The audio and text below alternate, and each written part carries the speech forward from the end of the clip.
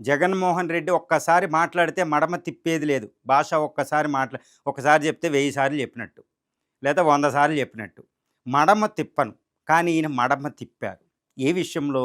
అమరావతి రాజధాని విషయంలో. మొన్న ఆయన ప్రెస్ కాన్ఫరెన్స్‌లో మాట్లాడిన మాటల్లో అంత నిగూఢంగా ఒక మాటలు మాట్లాడారు. అదేంటంటే అమరావతికి ఇప్పటికే 1,00,00,000 దాకా ఖర్చు పెట్టారు. ఇంకా లక్షల కోట్లు కావాలి. ఎక్కడి నుంచి వస్తే అప్పుల పాలు అయిపోద్ది ఆంధ్రప్రదేశు. కాబట్టి గుంటూరు, విజయవాడ మధ్యలో ఏదో మంచిగా బిల్డింగులు కట్టి ఒక 50,000 కోట్లు ఇంత ఖర్చు పెడితే ఈ విజయవాడ, గుంటూరు కలిపి ఒక అద్భుతమైన మహానగరం కింద అవుద్ది. అది రాజధానిగా ఉంటది కదా అన్నట్టు మాట్లాడారు. దీన్ని బట్టి అర్థం ఏమవుతుంది? ఆయన అన్న 3 రాజధానులు ఏమైనట్టు? గాలి బంగాళాఖాతంలో కలిసిపోయినట్టు. అంటే ఇప్పుడు ఆయన అమరావతి మీద మెట్టు దిగినట్టే కదా! అంటే ఏంటి? మడమ తిప్పినట్టు అర్థమవుతుంది. ఎందుకు ఈయన మడమ తిప్పారు? ఎందుకు ఒక మెట్టు కిందకి దిగారు?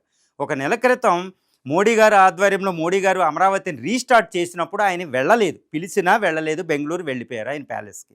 ఇప్పుడు ఎందుకు మడమ తిప్పారు?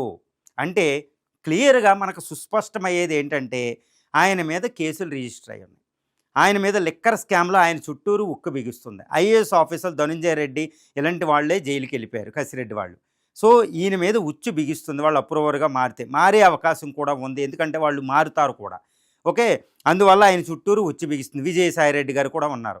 సో ఇంత ఉచ్చు బిగిసేటప్పుడు లిక్కర్ స్కామ్‌లో ఆయన అరెస్ట్ అయ్యే ప్రమాదం ఒకటి వచ్చేసింది.